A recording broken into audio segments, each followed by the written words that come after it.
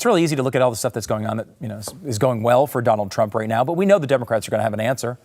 And you can never be too early to figure out what that answer is going to be. Who are they going to run in 2028? What do they have on the bench? Well, the Washington Post attempted to answer that question. The 12 Democrats who make the most sense for 2028. And I had to go through this list because none of them make a lot of sense. And let's just go through it. There's 12 on the list. You're going to laugh at each one of them because they're all pathetic. Number 12, Tim Walz. Now, Tim Walz is the worst vice presidential pick perhaps in American history. He was a complete disaster as a vice presidential pick. He as they note in the Washington Post, his debate performance was not great. That is an understatement. I was told, and I thought it was true, I would never have to hear about Tim Walz again after the election was over. And I am going to stick by that and move on to number 11. Number 11, Josh Stein.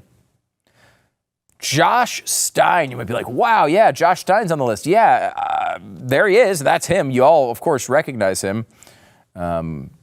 Probably.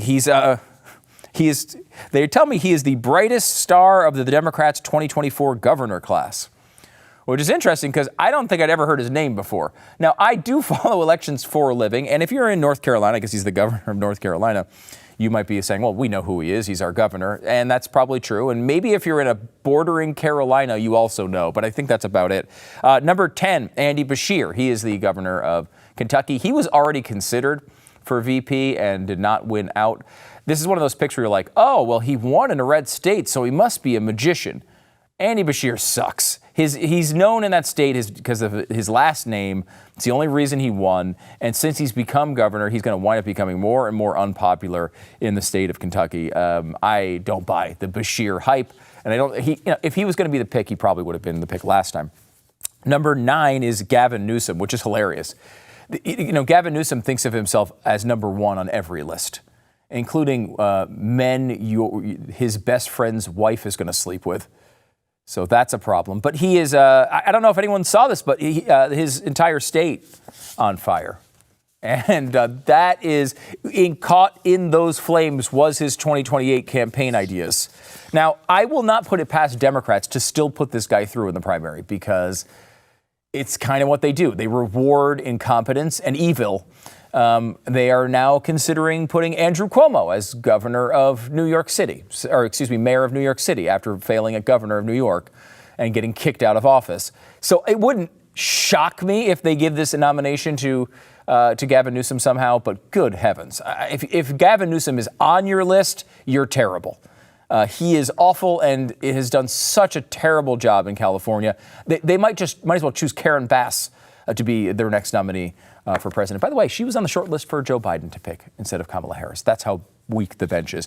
Number 8, unbelievably, is Raphael G. Warnock, the senator from Georgia. Now, I will say, if you want to give anything positive, he has won a couple of elections in Georgia, which is surprising because he's terrible.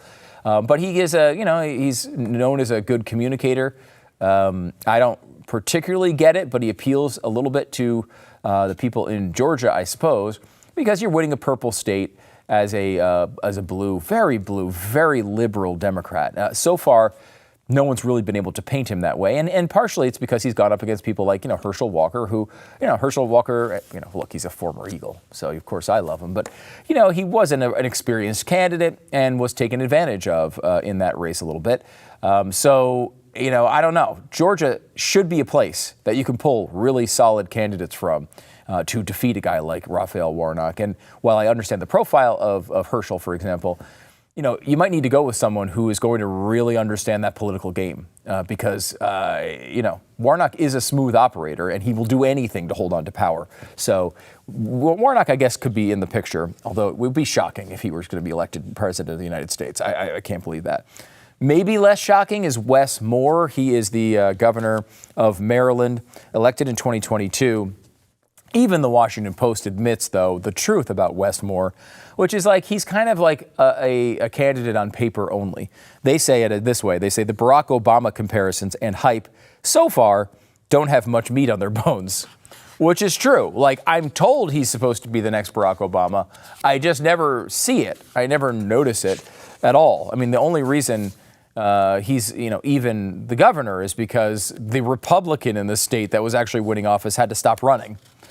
So, I don't know. If you need that to happen to defeat a Republican in Maryland, I can't believe you're really a threat for the president of the United States. Okay, top half of the list here. Ruben Gallego is number 6. Now, what has Ruben Gallego done? He barely squeaked out a victory against Kari Lake in Arizona. I think this is just like we need to put a Hispanic guy on the list. This seems to be a little bit of quota work here for the Washington Post. He, I guess he won in 2024, but barely. I mean, in a race that went down to the wire and was looking at they're talking almost about recounts and all of this. Gallego, they say, was popular to all sides. I don't think that's true. I think, honestly, like Kari Lake is it's a flavor of ice cream you may like and you may not like. It's like coffee. It's coffee ice cream. It doesn't matter how many people really love it. A lot of people are not going to like it that much. And that's what seemingly happened with Kari Lake in both of her elections. She's great in some things, but just turns off enough voters that it's hard for her to win a statewide election. And so Ruben Gallego's there. I don't think he's shown anything of merit to actually be on this list whatsoever. Number 5, you got to be kidding me, John Fetterman. Now, look, John Fetterman has probably been a better senator to you and to me than we would have expected. But that's because he's blurted out a couple of pro-Israel things. That's about it. At the end of the day, it's inexplicable to think that John Fetterman could be elected president in the United States in a hoodie. That is, crazier things maybe have happened, but I can't think of them. Number 4, Kamala freaking Harris. Yes, Kamala Harris is number 4 on this list after what just happened. Kamala is not, now she will actually lead the polls for a while for name callback type of reasons. Like, people know who she is. She's obviously a familiar name. A lot of the people in these primaries already voted for her once. And I make that clear once because they couldn't vote for her in the primary ever. But, they probably cast a vote for her against Donald Trump. Maybe they have some fond memories of that. But, she lost. She lost an election that, of course, was very winnable. All she had to do was hold the blue wall, and she didn't hold any of the blue wall.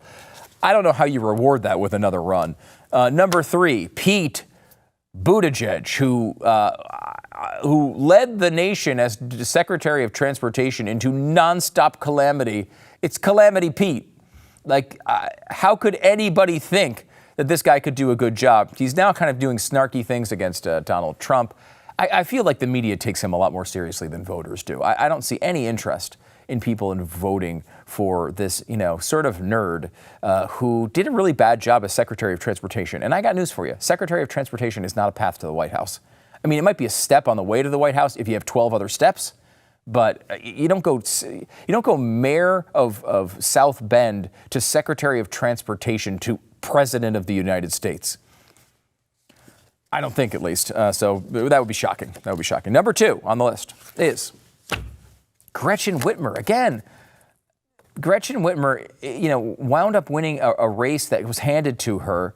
And I don't think she's even done a good job. I don't think the people of Michigan even like her, let alone the people in the United States. I think she's the only well-known woman who isn't Kamala Harris in the Democratic Party. So, she's going to be able to come out there and say, well, Donald Trump and his followers tried to kidnap me or whatever. What other pitch does she have? It has not gone well. She was terrible during COVID. I don't think that one could survive. Number 1 on the list, Josh Shapiro. And I would actually probably put Josh Shapiro number 1 on my list. I was going to pick Democrats that have a chance. I wouldn't vote for him myself, of course, but he is a pretty smooth operator from a swing state. He's been a relatively popular governor, has shown occasional sensibility on issues like Israel and the assassination of Trump. He actually handled that relatively well. Didn't blame it on a fake assassination that actually was only glass that hit Trump. He handled that relatively well. He's had a couple of statewide crisis type things in a similar way that Ron DeSantis did that he's known for doing a good job on. It was a bridge collapse in Philly, for example. That being said, he hasn't been tested really at all. And the one thing you could say about Shapiro, he's the one guy that kind of came out of this last election on the Democratic side looking okay, because he was the obvious pick, should have been the pick. He didn't get the selection. They went with Tim Walz and lost. So he didn't get dinged for that. that disaster of 2024 can't really be put on him. So that's probably a good thing. I will say, there, you can look at this list, you might say, I don't think anybody could think that's a good list for President of the United States. But there is one person who thinks it's an incredible list. It's the list that should hold the entire time. And that person is J.D. Vance.